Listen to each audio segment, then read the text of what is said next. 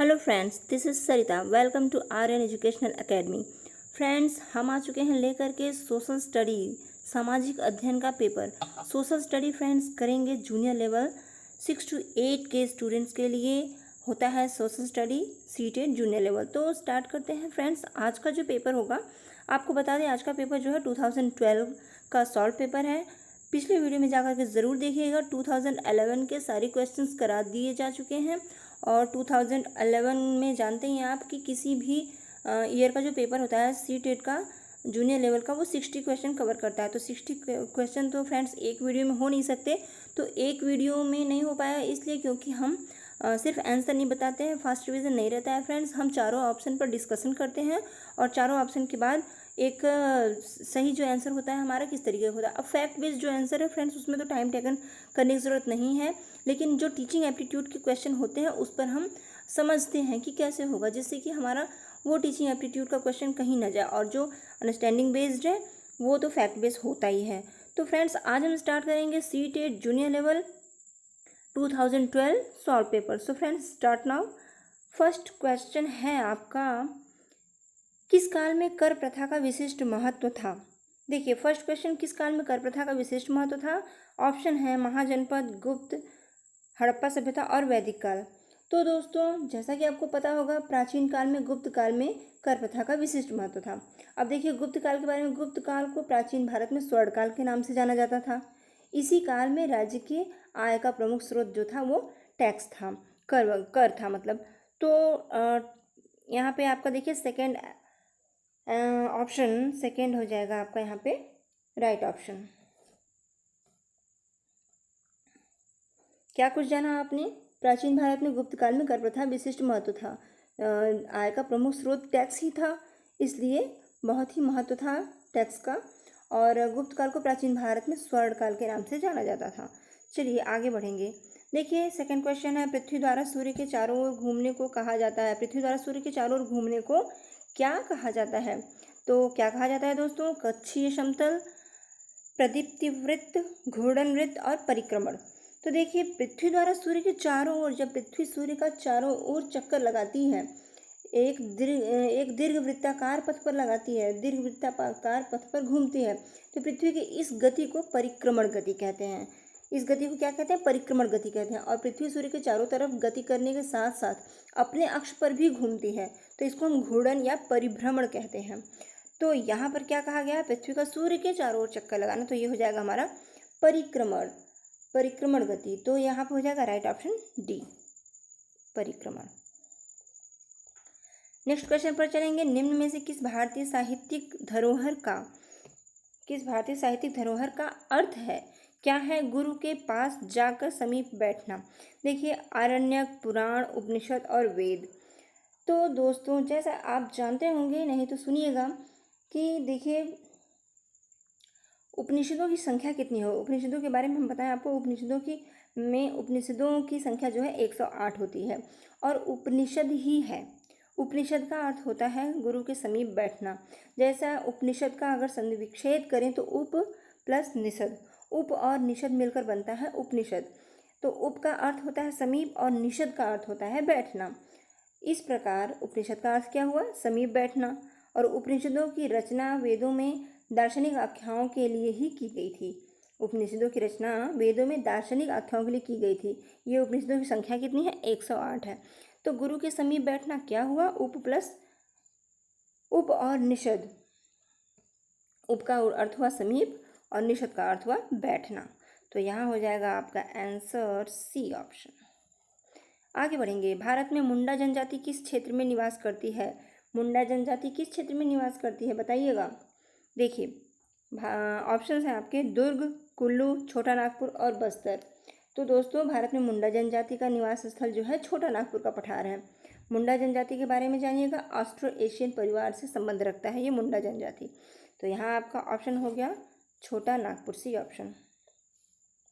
आगे बढ़ेंगे। जब किसी व्यक्ति या समूह को किसी प्रतिरूप मतलब इमेज के साथ जोड़ दिया जाता है तो उसे क्या कहा जाता है। देखिए, किसी व्यक्ति या समूह को किसी प्रतिरूप, किसी इमेज के साथ जोड़ेंगे, समझेंगे इसको क्या मतलब हुआ। प्रताड़ित करना, मूर्ति, भेदभाव या रूढ़िबद्धता। तो दोस्तों, आपको हम बता दें कि कोई व्यक्ति कैसा है, उसका आकलन कुछ लोग जो किसी को नहीं जानते हैं अगर किसी इमेज के साथ जोड़ दिया जाए, जैसे मान लीजिए फॉर एग्जांपल ऐसा इमेज जहाँ की जाना निषेधात्मक हो, जहाँ जो कि उचित नहीं है, सही नहीं है, वहाँ किसी अच्छे आदमी को भी उस इमेज के साथ अगर जोड़ दिया जाए, अगर आप उस आदमी को उस इमेज के साथ देख लें कि ये आदमी यहाँ, तो आप उसके बारे में गलत धारणा बना सकते हैं। तो ऐसा ही होता है, परिस्थितियों को देखकर लोग इंसान के बारे में अंदाज़ा लगाते हैं कि वो है, ऐसा ही होगा क्योंकि उसको यहाँ पर देखा गया था। एक अच्छा इंसान किसी परिस्थिति बस अगर जेल में चला जाए तो लोग उसको चोर कहने लगते हैं। यही बात हुई। तो ये है रूढ़िबद्धता। सोच समझ के साथ कार्य करना चाहिए, न कि सिर्फ किसी परिस्थिति में किसी व्यक्ति को पाया जाए तो वहाँ पर सोच लिया जाए। तो यही है प्रतिरूप, इमेज के साथ जोड़ दिया जाना, किसी व्यक्ति या किसी समूह को किसी इमेज के साथ जोड़ दिया जाना क्या है, रूढ़िबद्धता है ये। आगे बढ़ेंगे। देखिए भारतीय संविधान के अनुच्छेद 21 का संबंध है। भारतीय संविधान के अनुच्छेद 21 का संबंध किससे है? जीवन के अधिकार से, संवैधानिक उपचार के अधिकार से, या धार्मिक स्वतंत्रता के अधिकार से, या समानता के अधिकार से? बताइएगा क्या होगा। तो देखिए यहाँ पहला ही हो जाएगा आपका जीवन के अधिकार से। जीवन के अधिकार से ना, भारतीय संविधान का अनुच्छेद जो 21 है वो संविधान के भाग 3 में जो मौलिक अधिकार है उससे संबंधित है। और ये जो है इसके अंतर्गत नागरिकों को जीने का अधिकार दिया गया है। 21 क्या है? जीवन जीने का अधिकार। चलिए आगे बढ़ेंगे। 7वां क्वेश्चन है खालसा की स्थापना। 7वां क्वेश्चन, खालसा की स्थापना करने वाले निम्न में से कौन थे? गुरु गोविंद सिंह, गुरु तेग बहादुर, गुरु नानक देव, गुरु अंगद देव। तो देखिएगा यहाँ पे खालसा पंथ की स्थापना सिखों के 10वें गुरु गुरु गोविंद सिंह ने की थी। राइट ऑप्शन आपका हो गया गुरु गोविंद सिंह, ए ऑप्शन। और ये सिखों के 10वें गुरु थे। बात करें सिख धर्म की स्थापना की, तो सिख धर्म की स्थापना किसने किया था? गुरु नानक देव ने किया था। ठीक है, सिख धर्म की स्थापना गुरु नानक देव ने किया था। चलिए आगे बढ़ेंगे। विश्व शांति का विचार किस मुगल शासक ने आगे बढ़ाया? किस मुगल शासक ने? देखिए मुगल शासकों में विश्व शांति का विचार अगर किसी ने आगे बढ़ाया तो वो अकबर थे। आपका सी ऑप्शन राइट हो जाएगा। यहाँ पर अकबर ने बढ़ाया था। अब देखिए कुछ जानेंगे कि विश्व शांति का जो विचार था वो मुगल शाह अकबर ने ही बढ़ाया था आगे।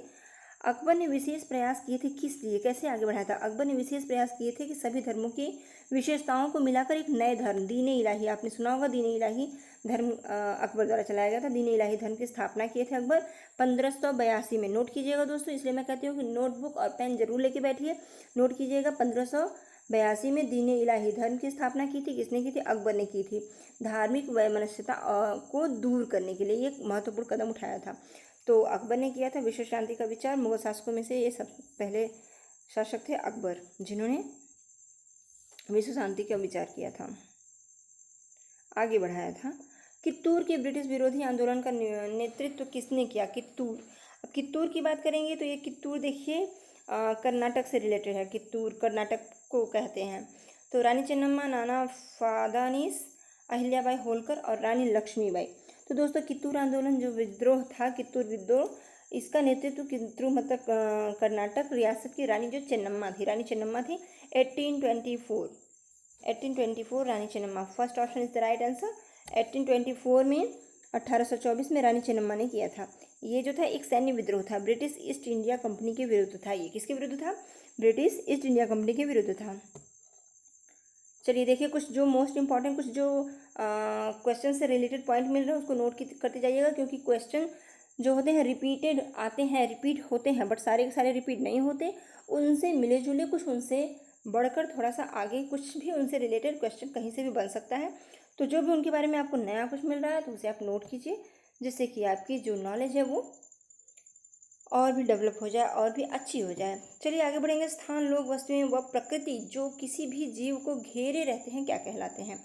पर्यावरण, जैविक संसाधन, स्थल मंडल, परिवेश। तो दोस्तों क्या सोचना है इसमें, ये आपको हो जाएगा पर्यावरण। बात करेंगे, देखिए पर्यावरण है क्या? पर्यावरण क्या होता है? परि प्लस आवरण, परि प्लस आवरण से बना है हमारा पर्यावरण, ये शाब्दिक अर्थ है। अब परि प्लस आवरण का अर्थ क्या हुआ? हमारे चारों तरफ का परिवेश। हमारे चारों तरफ का परिवेश में क्या क्या आ जाता है? देखिए चारों तरफ के परिवेश में स्थान भी आ जाता है, लोग भी आ जाते हैं, वस्तुएं भी आ जाती हैं और प्रकृति भी आ जाती है। हमारे चारों तरफ जो कुछ भी है वो हमारा पर्यावरण है। तो जो किसी भी जीव को घेरे हुए हमें या किसी भी जीव के आसपास जो कुछ भी चीज़ें हैं वो सब मिलकर पर्यावरण है। परि प्लस आवरण, हमारे चारों तरफ जो कुछ है, तो स्थान, लोग, वस्तुएं, प्रकृति, ये सब मिलकर के बन जाता है पर्यावरण। राइट ऑप्शन हो जाएगा आपका फर्स्ट। आगे बढ़ेंगे, देखिएगा फ्रेंड्स नेक्स्ट क्वेश्चन। पिंड जिनमें अपनी ऊष्मा व प्रकाश नहीं हो लेकिन वे तारों की रोशनी से चमकते हैं उन्हें कहा जाता है? ग्रह, खगोलीय पिंड, तारे और तारामंडल। तो दोस्तों यहाँ पर देखिए ग्रह है, आपका राइट ऑप्शन ग्रह हो जाएगा। आइए ग्रह के बारे में कुछ जानते हैं। देखिए पिंड अपनी ऊष्मा व प्रकाश नहीं है, जो नहीं है लेकिन वे तारों की रोशनी से चमकते हैं। तो दोस्तों यहाँ पर ग्रह हैं, ग्रह वे खगोलीय पिंड होते हैं जिनका स्वयं का प्रकाश नहीं होता। ग्रह में स्वयं का प्रकाश नहीं होता, वो कैसे प्रकाशित होते हैं? सूर्य के प्रकाश के कारण वो चमकते हैं। और सूर्य भी आप लोग जानते होंगे, सूर्य भी एक तारा है, सूर्य भी एक ग्रह है, सूर्य भी एक तारा है। तो यहाँ पे आपका राइट ऑप्शन हो गया फर्स्ट, जो कि मैं पहले ही बता चुकी हूँ। तो आगे बढ़ेंगे दोस्तों। आगे देखिए, निम्न में से वायुमंडल की कौन सी परत, निम्न में से वायुमंडल की कौन सी परत कहाँ पहुँचे वायुमंडल की कौन सी परत वायुयान उड़ान के लिए आदर्श है? तो वायुयान उड़ान के लिए कौन सी परत आदर्श है? देखिए समताप मंडल, वायुमंडल, क्षोभ मंडल और आयन मंडल। तो यहाँ आपका राइट ऑप्शन हो जाएगा समताप मंडल। दोस्तों ध्यान दीजिएगा, समताप मंडल अब नहीं लिख के आता है, अब आपका इंग्लिश में लिख के आता है। तो क्या कहेंगे समताप मंडल को? स्ट्रेटोस्फियर। क्षोभ मंडल को ट्रोपोस्फियर, आयन मंडल को आयनोस्फियर और बाह्य मंडल को एक्सोस्फियर। तो इस तरीके से आपका लिख करके आ सकता है, ध्यान दीजिएगा। अगर समताप मंडल है तो स्ट्रेटोस्फियर भी लिखकर आ सकता है। अब समताप मंडल जो है वो क्यों? देखिए वायुयान उड़ाने की सबसे आदर्श दशा जो होती है ना वायुयान, ये समताप मंडल में ही होती है, क्योंकि समताप मंडल में जो समान ताप होने के कारण प्रकृति में घटने वाली जो घटनाएं होती हैं, जैसे क्या आंधी, वर्षा, तूफान, ये सब नहीं घटती हैं। इसलिए अक्षोभ मंडल में ही ये सब घटनाएं, मौसम संबंधी घटनाएं क्षोभ मंडल में घटती हैं।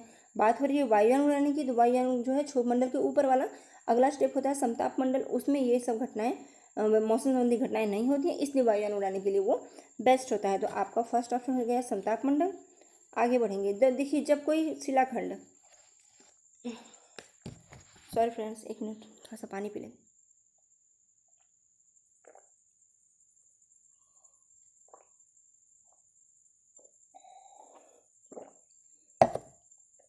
Okay start. देखिए जब कोई शिलाखंड दबाव व कठोरता के कारण परतदार शैल में बदल जाते हैं तो उन्हें कहते हैं, देखिए जब कोई शिलाखंड दबाव व कठोरता के कारण बदल जाते हैं तो ऑप्शन है आपके अवसादीय शैल, प्रारंभिक शैल, आग्नेय शैल और कायांतरित शैल। तो दोस्तों अवसादी शैल जो होती है वो परतदार चट्टान होती है, जो आग्नेय शैल व रूपांतरिक शैल के अपक्षय और अपरदन के कारण बनता है। इस प्रकार के शैल को हम, इस प्रकार के शैल में जीवांश में पाए जाते हैं। तो अवसादी शैल परतदार चट्टान होती है। यहाँ पे देखिए जब कोई शिलाखंड दबाव व कठोरता के कारण परतदार शैल में बदल जाता है तो अवसादी शैल परतदार शैल होती है। तो आपका आंसर क्या हो जाएगा? यही फर्स्ट हो जाएगा, अवसादी शैल। आगे बढ़ेंगे, देखिए नेक्स्ट क्वेश्चन है, जब बहुत सी औद्योगिक इकाइयां एक दूसरे के नज़दीक स्थित होती हैं और अपनी नज़दीकी का लाभ उठाती हैं, वह कहलाती हैं, क्या कहलाती हैं? बाजार अर्थव्यवस्था, असेंबली लाइन, समनुक्रम उत्पादन, औद्योगिक तंत्र और औद्योगिक क्षेत्र। तो यहाँ पर देखिए औद्योगिक क्षेत्र वे होते हैं जहाँ बहुत सी औद्योगिक इकाइयाँ एक दूसरे के आसपास स्थित होती हैं। तो यहाँ कह क्या रहा है? बहुत सी औद्योगिक इकाइयाँ एक दूसरे के आसपास स्थित होती हैं, वो क्या होता है? औद्योगिक क्षेत्र हो जाता है। राइट ऑप्शन हो जाएगा आपका डी, औद्योगिक क्षेत्र। एक दूसरे के नज़दीक का लाभ उठा सकते हैं ये लोग, औद्योगिक क्षेत्र अगर नज़दीक रहते हैं तो एक दूसरे के नज़दीकी का लाभ उठा सकते हैं। इस क्षेत्र में देखिए यातायात और विकास की सभी प्रकार की सुविधाएं अवेलेबल होती हैं। चलिए आगे बढ़ेंगे। 15th question. अब 15वां क्वेश्चन आपकी स्क्रीन पर, निम्न में से कौन से वनों की पत्तियों के गिरने का निश्चित समय नहीं होता, इसलिए वे कभी अनावृत नहीं दिखते हैं? शीतोष्ण सदाबहार, शीतोष्ण पर्णपाती, उष्णकटिबंधीय पर्णपाती, उष्णकटिबंधीय सदाबहार। तो यहाँ पे दोस्तों राइट ऑप्शन हो जाएगा आपका डी, उष्णकटिबंधीय सदाबहार वन। उष्णकटिबंधीय, देखिए दोस्तों उष्णकटिबंधीय सदाबहार वन जो होते हैं वो उन क्षेत्रों में पाए जाते हैं जहाँ वार्षिक वर्षा लगभग 200 सेमी होती है। उष्णकटिबंधीय सदाबहार वनों की जो वार्षिक वर्षा है लगभग 200 सेमी होगी और जलवायु अनुकूल होती है वहाँ की, इसीलिए वो सदाबहार होते हैं। जलवायु उनके अकॉर्डिंग होती है, अनुकूल होती है। इस प्रकार के वृक्ष जो होते हैं पत्तियाँ पेड़ से नहीं गिराते हैं। जैसे जानते हैं कौन कौन से वृक्ष होंगे, जैसे इसमें देखिए हो सकता है रबड़ है, महोगनी है, रोजवुड है, आबनूस है। ये सब पेड़ जो हैं, ये सब वृक्ष जो हैं इसमें उष्णकटिबंधीय सदाबहार वन में आ जाएंगे। और ये जो है वृक्ष ये उत्तर पूर्वी भारत और पश्चिमी घाट और अंडमान निकोबार विश्वविद्य प्रदेश में पाए जाते हैं। ध्यान रखेंगे आप, ये इंपॉर्टेंट चीज़ें हैं ये सब। ये ऐसे उष्णकटिबंधीय सदाबहार वन देखिए मोस्ट इम्पॉर्टेंट क्या क्या, 200 सेमी वर्षा लगभग होती है और ये उसके इनके अनुकूल होता है वातावरण वहाँ का।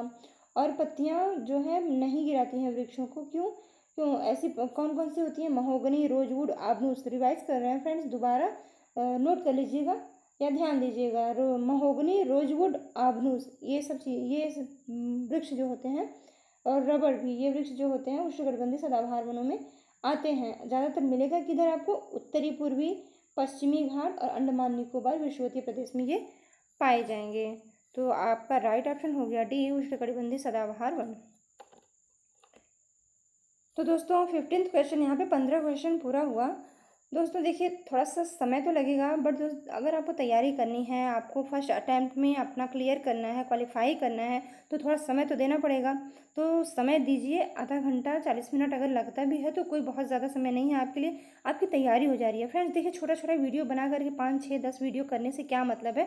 60 क्वेश्चन होते हैं सीटेट में, तो 60 क्वेश्चन तो बहुत लेंदी हो जाएगा, बट आप 30 क्वेश्चन तो एक वीडियो में कवर कर ही सकते हैं। तो हम ऐसा करते हैं कि हर ईयर का जो पेपर है 2012 का हम कवर कर देते हैं 2 वीडियो में, फिर 2013, फिर 2014, ऐसे करते करते 2019 तक 2019 का जो पेपर है ये हम 2 वीडियो में 30 क्वेश्चन करके हम कवर कर लेते हैं। आज 30 क्वेश्चन करेंगे और नेक्स्ट वीडियो में 30 क्वेश्चन करेंगे। तो फ्रेंड्स देखिए इंपॉर्टेंट क्वेश्चन है सभी, आप लोग समझने की कोशिश कीजिएगा कि जहाँ टीचिंग एप्टीट्यूड होगी वहाँ मैं समझाऊंगी, और जहाँ पे इस तरीके का है नॉलेज बेस्ड वहाँ पे जितना भी हो सकता है संभव प्रयास बताने का मैं कोशिश कर रही हूँ। तो फ्रेंड्स लाइक कर दीजिए अभी, नहीं तो आप लास्ट में भूल सकते हैं, हो सकता है कि भूल जाएं, तो प्लीज़ लाइक कर दीजिए और सब्सक्राइब अभी कर लीजिए, क्योंकि सब्सक्राइब आप करेंगे और नोटिफिकेशन बेल को टच करिएगा, वहाँ पे ऑल आएगा, ऑल पे टच कीजिएगा, जिससे कि आपको सारे नोटिफिकेशंस में डेली वीडियो अपलोड करती हूँ। दोस्तों आप ही लोगों के लिए मेहनत करती हूँ, डेली वीडियो अपलोड करती हूँ, तो आपको डेली वीडियो रोज़ के रोज़ मिलेंगे अगर आप सब्सक्राइब करके बेल आइकन को प्रेस कर देते हैं। तो चलिए अभी सब्सक्राइब कीजिए, बेल आइकन को प्रेस कीजिए और लाइक कीजिए और आगे बढ़ते हैं, आगे देखते हैं। 15 क्वेश्चन हो चुका है, हम 30 क्वेश्चन करेंगे आज की वीडियो में। ठीक है दोस्तों, चलिए आगे बढ़ते हैं। भारत की सर्वोच्च कानून निर्माण संस्था, सर्वोच्च कानून निर्माण संस्था क्या है? राष्ट्रपति, न्यायपालिका, संसद और प्रधानमंत्री व उसका मंत्रिपरिषद। तो दोस्तों आप जानते होंगे संसद भारत की सर्वोच्च कानून निर्माण संस्था होती है। केंद्रीय व्यवस्थापिका भी इसे कहा जाता है। संसद का गठन कैसे होता है? देखिए लोकसभा, राज्यसभा और राष्ट्रपति से मिलकर संसद का गठन होता है। तो इस क्वेश्चन से क्या क्या मिला आपको? देखिए कानून निर्माण संस्था जो है वो संसद होती है। राइट ऑप्शन हो गया आपका सी, संसद है। आगे बढ़ेंगे, 30 क्वेश्चन पूरे करने हैं दोस्तों। आप लोग बहुत छोटे छोटे वीडियोस देखना पसंद करते हैं, बट जबकि मैं समझती हूँ कि बैठिए तो जम के बैठिए, टाइम कितना भी लगे तैयारी ज़्यादा होनी चाहिए। जब राज्य धार्मिक क्रियाओं में किसी प्रकार का हस्तक्षेप नहीं करता उसे क्या कहा जाता है? देखिए जब राज्य जो है धार्मिक क्रियाओं में किसी प्रकार का हस्तक्षेप अगर नहीं करता है तो वहाँ पे प्रभुसत्ता, राजतंत्र, स्वेच्छाचारी और धर्मनिरपेक्षता, इन चारों ऑप्शन में से क्या होगा? देखिए वहाँ पर आपका हो जाएगा धर्मनिरपेक्षता। देखिए जब राज्य धार्मिक क्रियाओं में किसी भी प्रकार का हस्तक्षेप नहीं करेगा तो उसे धर्मनिरपेक्षता ही कहेंगे ना। इस प्रकार की स्थिति में, क्योंकि धार्मिक क्रियाओं में है तो धर्मनिरपेक्षता, और इस प्रकार की स्थिति में प्रत्येक नागरिक को अपना धर्म मानने का अधिकार होता है। तो अपना अपना धर्म हर इंसान मानता है, करता है उस हिसाब से कार्य, उसमें सरकारी संस्थाएं कुछ भी नहीं करती हैं, हस्तक्षेप नहीं करती हैं, तो ये धर्मनिरपेक्षता कहलाता है। राइट ऑप्शन आपका हो जाएगा डी। आगे बढ़ेंगे, देखिए संसाधन जो किसी क्षेत्र में पाए जाते हैं, संसाधन जो किसी क्षेत्र में पाए जाते हैं परंतु जिनका अभी उपयोग नहीं किया गया उन्हें क्या कहा जाता है? तो बेकार संसाधन, मूल्यवान संसाधन, संभावित संसाधन, वास्तविक संसाधन।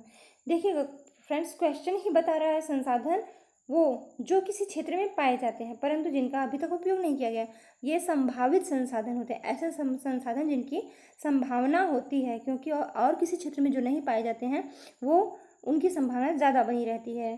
तो यहाँ पे आपका हो जाएगा राइट ऑप्शन संभावित संसाधन। विशेष क्षेत्र में पाए जाने वाले संसाधन होते हैं जिनको हम संभावित संसाधन कहते हैं। उनका भी यूज़ नहीं हुआ होता है, उनका भी उपयोग नहीं हुआ होता है, संभावित संसाधन वही कहे जाते हैं। भविष्य में उनकी संभावना बनी रहती है। चलिए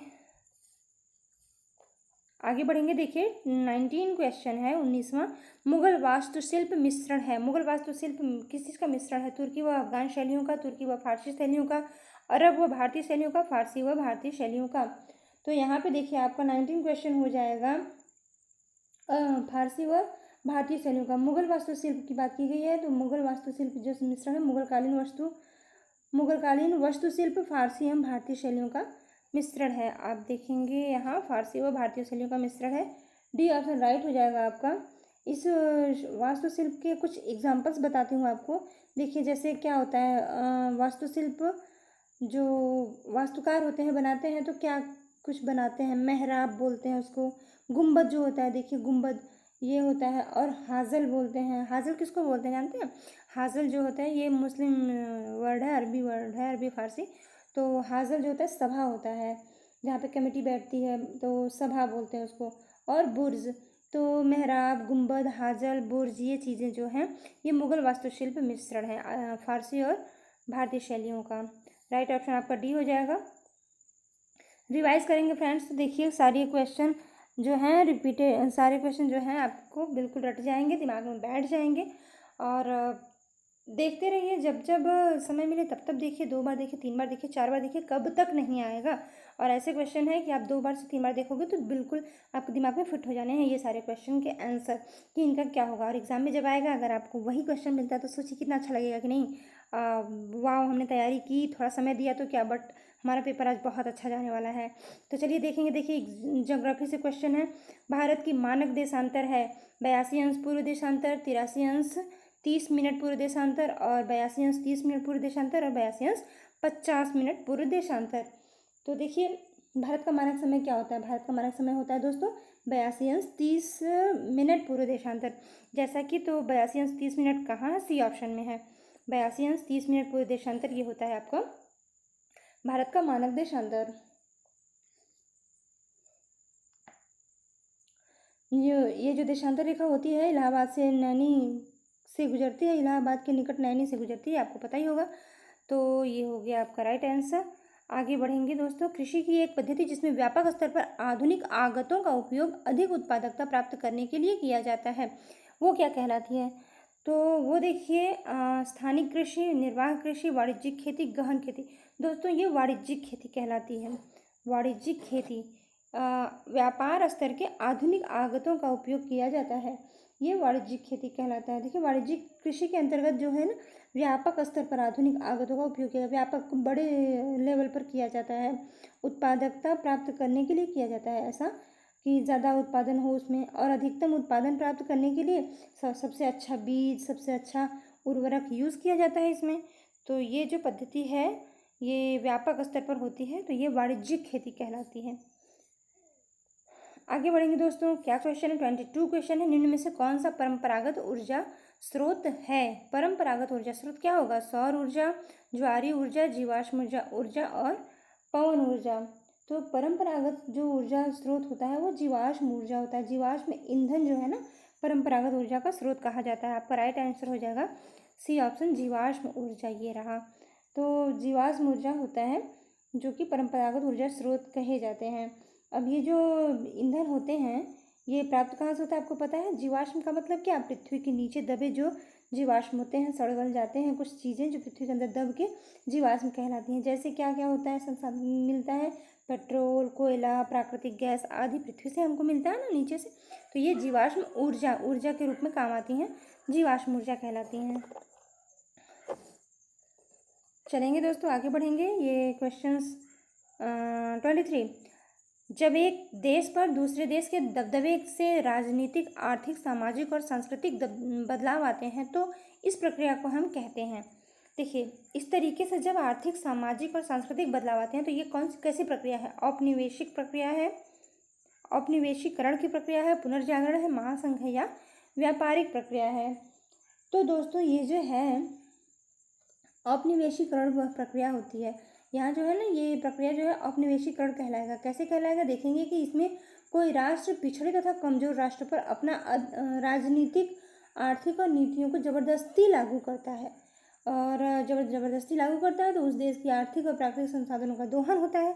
जबरदस्ती, देखिए कोई भी चीज़ किसी पर लागू किया जाएगा तो प्रॉब्लम्स आती है वहाँ पे। तो ये जो है औपनिवेशीकरण कहलाता है। औपनिवेशिक प्रक्रिया वही है जो किसी भी पिछड़े और कमज़ोर राष्ट्र पर अपना राजनीतिक और वो क्या कहते हैं, आर्थिक नीतियाँ ये ज़बरदस्ती उन पर लागू किया, ज़बरदस्ती थोपा जाता है। इससे उनका प्राकृतिक दोहन होता है, संसाधनों का दोहन होता है। तो आपका राइट ऑप्शन हो जाएगा फर्स्ट। नेक्स्ट क्वेश्चन है फ्रेंड्स, उत्तरी अमेरिका का पूर्वी तट व जापान के आसपास समुद्र मत्स्य प्रचुर हैं क्योंकि तट के साथ गर्म धारा बहती है, गर्म व ठंडी धाराओं का मिलन है, तट के साथ एक ठंडी धारा बहती है या दंतुरित तटीय क्षेत्र है। देखिए दोस्तों, यहाँ पर देखिए बात हो रही है उत्तरी अमेरिका का पूर्वी तट, जापान के आसपास समुद्र मत्स्य प्रचुर है। समुद्र मत्स्य प्रचुर है क्योंकि, क्यों है उत्तरी अमेरिका का पूर्वी तट जापान के आसपास समुद्र मत्स्य प्रचुर क्यों है? इसलिए है क्योंकि, तो देखिए वो इसलिए है क्योंकि वहाँ पे गर्म और ठंडी धाराओं का मिलन होता है। गर्म और ठंडी धाराओं का जो मिलन होता है, उस मिलन से वहाँ का तापमान जो है उन वनस्पतियों के लिए उनके अकॉर्डिंग हो जाता है, उनके अनुकूल हो जाता है, जिसमें मछलियाँ अपने आहार के रूप में प्रयोग करती हैं। जैसे देखिए एग्जाम्पल के तौर पे कि प्लैंकटन उत्तरी अमेरिका के पूर्वी तट पर जापान के समुद्र तट पर इस प्रकार से स्थिति उत्पन्न होती है। कहाँ उत्पन्न होती है? प्लैंकटन उत्तरी अमेरिका के पूर्वी तट पर इस प्रकार की स्थिति उत्पन्न होती है। तो यहाँ पे देखिए ठंडी व गर्म जलधाराओं के मिलने से वहाँ तापमान में वनस्पतियों के अनुकूल होता है, मछलियाँ अपने आहार के रूप में जिसे प्रयोग करती हैं। आपका राइट ऑप्शन हो जाएगा बी, ठंडी और गर्म जलधाराओं का मिलन है उत्तरी अमेरिका का पूर्वी तट। एक निश्चित क्षेत्र जहां रहने वाले सभी मतदाता अपना प्रतिनिधि चुनते हैं कहलाता है। अब एक निश्चित क्षेत्र है जहां पे सभी मतदाता अपना प्रतिनिधि चुनते हैं, क्या कहलाएगा? निर्वाचक क्षेत्र कहलाएगा। राज्य, क्षेत्र, सीमा, निर्वाचन क्षेत्र। राज्य तो होगा नहीं, क्षेत्र, सीमा नहीं, निर्वाचन क्षेत्र हो जाएगा। यहाँ पे राइट ऑप्शन हो जाएगा डी। देखिए निर्वाचन क्षेत्र जो है क्या है? मतदाता जो होते हैं जहाँ पर भी वे रहते हैं सभी मतदाता अपने अपने प्रतिनिधि को चुनते हैं, क्या हमको किसको वोट देना है, हम इनके सपोर्टर हैं। और वह जो क्षेत्र होता है जहाँ जिस क्षेत्र विशेष में उनको वोट देना होता है वो निर्वाचन क्षेत्र कहलाता है। निर्वाचित हो गया होता है कि हाँ ये यहाँ से ये क्या कहते हैं उसको, यहाँ से ये लड़ रहे हैं, लोग कहते हैं ना चुनाव लड़ रहे हैं, तो वही निर्वाचित क्षेत्र हो जाता है, निर्वाचन होता है उनका। इस क्षेत्र को निर्धारण चुनाव आयोग, हाँ इस क्षेत्र का जो निर्धारण होता है कौन करता है? तो इसका निर्धारण कि ये क्षेत्र, इतना क्षेत्र इनका है, यहाँ से ये चुनाव लड़ेंगे, तो वो चुनाव आयोग करता है। ठीक है दोस्तों, चलिए आगे बढ़ेंगे। ठीक, नेक्स्ट क्वेश्चन है, बस दोस्तों ज़्यादा नहीं 4 क्वेश्चन और है, 30 क्वेश्चन कराने के लिए हमने सोचा है 30 क्वेश्चन करेंगे 2 वीडियो में ही। आपका 2 दिन में एक सॉल्व पेपर 60 क्वेश्चन जो होता है एक पेपर पूरा हो जाएगा। वहाँ पे तो आपको 60 पूरे करने होंगे। कैसे करेंगे आप? अगर यहाँ पे 30 क्वेश्चन करने में अगर आप थक जाते हैं तो बताइए 60 कैसे करेंगे? तो बिल्कुल थकिए मत, आदत बनाइए, एक दिन में 30 करने की आदत बनाइए, एक दिन में 60 करने की आदत बनाइए। ठीक है। भारतीय स्वतंत्रता संग्राम में दांडी यात्रा को किसकी शुरुआत माना जाता है? स्वदेशी आंदोलन का, होम रूल आंदोलन का, भारत छोड़ो आंदोलन का या सविनय अवज्ञा आंदोलन का? तो महात्मा गांधी द्वारा देखिए दांडी यात्रा की गई थी। इसमें क्या हुआ था? नमक कानून तोड़ा गया था। और कब हुआ था ये दांडी यात्रा? देखिए नोट कीजिएगा, 6 अप्रैल 1930 को गांधी जी के द्वारा सविनय अवज्ञा आंदोलन की शुरुआत की गई थी। तो सविनय अवज्ञा आंदोलन आपका राइट ऑप्शन हो जाएगा डी, सविनय अवज्ञा आंदोलन। कब हुआ था? 6 अप्रैल 1930 को गांधी जी द्वारा, 6 अप्रैल 1930 को गांधी जी द्वारा ये जो महात्मा गांधी द्वारा दांडी यात्रा जो की गई थी वो क्यों की गई थी? नमक कानून तोड़ा गया था इसलिए की गई थी। चलिए आगे बढ़ेंगे। आई होप इतनी नॉलेज मिल रही है किसी एक क्वेश्चन पर। कहीं से भी क्वेश्चन बना करके आ सकता है कि कब हुई थी, तो 6 अप्रैल 1930 में हुई थी। किस कानून के तहत हुआ था? नमक कानून तोड़ा गया था इसलिए। कौन सा कानून था ये? गांधी जी द्वारा जो चलाया गया था। कौन सा आंदोलन था? सविनय अवज्ञा आंदोलन था। तो दोस्तों जितना भी मुझसे हो सकता है, जितना भी मेरी नॉलेज है, उस सब मैं आपको बेस्ट ही देने की कोशिश करती हूँ। कमेंट कीजिएगा दोस्तों आपको कैसा मेरा ये वीडियो लग रहा है, और हमारा पूरा प्रयास रहेगा कि आपके कमेंट के थ्रू, कमेंट जैसा भी आप करेंगे उसके थ्रू हम और भी अपने अंदर और भी सुधार लाने की कोशिश करेंगे और बेस्ट से बेस्ट वीडियो प्रोवाइड करने की कोशिश करेंगे। देखेंगे 3 क्वेश्चन सिर्फ और है, बिल्कुल मत जाइएगा, बैठे रहिए। 3 क्वेश्चन सिर्फ और है। शास्त्रीय नृत्यों के संदर्भ में निम्नलिखित में से कौन सा कथन सत्य है? देखिए शास्त्रीय नृत्य मोस्ट इंपॉर्टेंट है, हर जगह हर वीडियो हर एग्जाम में, हर जगह हर एग्जाम में आपको क्वेश्चन मिलेंगे शास्त्रीय नृत्यों से। तो चलिए यहाँ पे शास्त्रीय नृत्य हम क्लियर कर लेते हैं सारे। देखिए कथकली कथक शैली का शास्त्रीय रूप है, या कथक शैली को शास्त्रीय नृत्य के रूप में मान्यता केवल स्वतंत्रता प्राप्ति के पश्चात मिली, या यह लोक नृत्यों से सदा श्रेष्ठ होते हैं, या शास्त्रीय नृत्यों के 8 मान्य रूप हैं। पूछ क्या रहा है? शास्त्रीय नृत्यों के संदर्भ में निम्नलिखित में से कौन सा कथन सत्य है? इन कथनों में से कौन सा कथन सत्य है? तो देखिए शास्त्रीय नृत्य के 8 मान्य रूप होते हैं, ये कथन आपका सही है। शास्त्रीय नृत्यों के 8 मान्य रूप होते हैं, ध्यान दीजिएगा, शास्त्रीय नृत्यों के 8 मान्य रूप होते हैं। अब देखिए भारत में संगीत नाटक अकादमी के द्वारा ये जो 8 मान्य रूप हुए हैं, ये ऐसे ही नहीं है, संगीत नाटक अकादमी के द्वारा ये 8 नृत्य शैलियों को शास्त्रीय नृत्य के रूप में मान्यता मिली है। कौन कौन से हैं देखेंगे हम, मोस्ट इंपॉर्टेंट नोट कर लीजिए कहीं पे। देखिए भरतनाट्यम तमिलनाडु का है, मणिपुरी मणिपुर का है, जैसे कि नाम से ही पता चल रहा है भरतनाट्यम तमिलनाडु याद कीजिएगा, अक्सर कन्फ्यूजन हो जाती है भरतनाट्यम तमिलनाडु, यहाँ पे आंध्र प्रदेश लग जाता है कंफर्म ना होने पर। भरतनाट्यम तमिलनाडु, ठीक है। और मणिपुर कंफर्म है। ये तो कथक उत्तर प्रदेश, कथक और कथकली में थोड़ा सा कंफ्यूजन है, ध्यान दीजिएगा। कथक उत्तर प्रदेश और कथकली केरल, कथक उत्तर प्रदेश और कथकली केरल। कुचिपुड़ी जो है वो आंध्र प्रदेश है, ठीक है, कुचिपुड़ी आंध्र प्रदेश। कच्ची पुड़ी समझ लीजिए, आंध्र प्रदेश के लोग कच्ची पुड़ी खाते हैं, आंध्र प्रदेश कुचिपुड़ी। मोहिनीअट्टम केरल का है, मोहिनीअट्टम केरल। ओडिसी जो नृत्य है वो उड़ीसा का है, इसमें कोई प्रॉब्लम ही नहीं है। जो उस स्टेट से रिलेटेड नाम जिसका है वो तो बिल्कुल सिंपल है। और असम का हो जाएगा सलारिया, सलारिया क्या होगा? असम का सलारिया। तो इस तरीके से आप जान पाए कि नृत्य कितने और कहाँ के नृत्यों को हम क्या कहते हैं, ठीक है दोस्तों। तो ये एक इम्पॉर्टेंट क्वेश्चन हो गया आपका। यहाँ पे देखिए आंसर मिल गया, 8 नृत्यों के मान्य हुए हैं रूप, और ये ऐसे ही नहीं मान्य हुआ, ये संगीत नाटक अकादमी के द्वारा जो 8 शैलियों का जो शास्त्रीय नृत्य के रूप में मान्यता दी गई है इसलिए मान्य हुआ है। चलिए आगे बढ़ेंगे। सभी नृत्यों के बारे में आपने देखा जाना कि कहाँ से कहाँ के नृत्यों को क्या कहा जाता है। आगे बढ़ेंगे। निम्न में से कौन सा अपर्दन स्थल रूप है? निम्न में से कौन सा अपर्दन स्थल रूप है? हिमोड़, छत्रकशिला, हिमाड़ लिखा हुआ है, नो प्रॉब्लम, थोड़ा सा हो जाता है। हिमोड़, छत्रकशिला, लोएस और डेल्टा। तो देखिए दोस्तों अपर्दन के द्वारा तो छत्रकशिला का निर्माण होता है, ठीक है, कंफर्म है। एक पिछली वीडियो में भी मैंने किसी एक वीडियो में ये क्वेश्चन इस टाइप का क्वेश्चन बना था, छत्रकशिला। तो अपर्दन के कारण छत्रकशिला का निर्माण होता है, ठीक है। और इनका जो निर्माण होता है वो कैसे होता है? वायु, जल और भूस्खलन महत्वपूर्ण कारक हैं इनके। वायु, जल और भूस्खलन के कारण ये इंपॉर्टेंट कारण है। अपर्दन के कारण छत्रकशिला का निर्माण होता है। तो यहाँ पे आपका बी ऑप्शन छत्रकशिला हो जाएगा, राइट। ठीक, आगे बढ़े। 29 एंड 30, बस 2 क्वेश्चन और, तो बने रहिए हमारे साथ। भारत में राज्य के राज्यपाल की नियुक्ति कौन करता है? राज्य के राज्यपाल की नियुक्ति कौन करता है? प्रधानमंत्री करता है, या सर्वोच्च न्यायालय के मुख्य न्यायाधीश करते हैं, या फिर भारत के राष्ट्रपति करते हैं, या संसद करती है? तो यहाँ पे आपका राइट ऑप्शन हो जाएगा सी। भारतीय संविधान के अनुच्छेद देखिए 155 के अनुसार किसी राज्य के राज्यपाल की नियुक्ति कौन करता है? इसका अधिकार जो होता है राष्ट्रपति को होता है। तो आ जाइए अपने आंसर पे, राष्ट्रपति को होता है। राष्ट्रपति जो है राज्यपाल की नियुक्ति करता है, ठीक है। राज्यपाल राष्ट्रपति के प्रसाद पर्यंत तक अपना पद धारण करता है। राज्यपाल जो है राष्ट्रपति के प्रसाद पर्यंत तक अपना पद धारण करता है। Next question and last question, विश्व की 80% से अधिक जनसंख्या निवास करती है। कहाँ निवास करती है विश्व की 80% से अधिक जनसंख्या?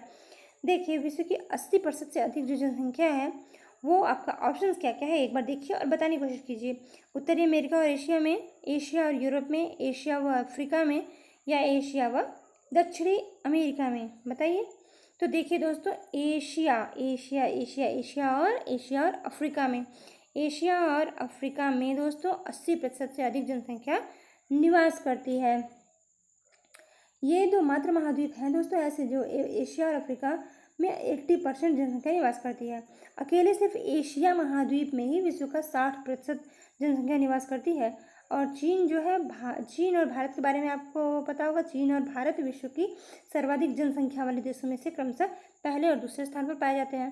तो एशिया यहाँ पे है, एशिया और अफ्रीका मिलकर के। तो एशिया जो खुद ही अपने आप में 60% है, तो 80% जनसंख्या वाली बात हो रही है, तो एशिया और अफ्रीका। ओके। सो फ्रेंड्स, यहाँ पर सीटेट का, यहाँ पर सीटेट जूनियर लेवल का आपका 30 क्वेश्चन पूरा हुआ। अगले वीडियो में मिलेंगे हम 30 क्वेश्चन के साथ। पिछले वीडियोस भी ज़रूर देखिएगा दोस्तों। प्लेलिस्ट में जाइए, हमारा पहले चैनल सब्सक्राइब कीजिए। अगर आप नए हैं हमारे वीडियो पे तो चैनल सब्सक्राइब कीजिए, बेल आइकन को प्रेस कीजिए, आपको वो सारे वीडियोस मिलेंगे। और प्लेलिस्ट में आप जाएंगे तो बहुत सारे वीडियोस बन चुके हैं इस पर। और अगर फर्स्ट पेपर भी आपने फिल किया है फॉर्म, तो सीटेट का फर्स्ट पेपर का भी साइकोलॉजी, मैथ पेडागोजी और आपका ईवीएस पेडागोजी और संस्कृत की वीडियोस और हिंदी पेडागोजी, ये सारा कुछ आपको मिल रहा है दोस्तों। तो आप प्लेलिस्ट में जाकर के सारी वीडियोस वॉच कर सकते हैं और अपनी नॉलेज को इम्प्रूव कर सकते हैं और फर्स्ट अटेम्प्ट में सीटेट क्रैक करने के लिए बिल्कुल तैयार हो सकते हैं। सो फ्रेंड्स, आज के लिए बस इतना ही। धन्यवाद। लाइक ज़रूर कर दीजिएगा और सब्सक्राइब करना मत भूलिएगा। बेल आइकन को प्रेस कर लीजिए। एक बार फिर से याद दिला रही हूँ आप सभी को। तो बस आज के लिए इतना ही। Good night.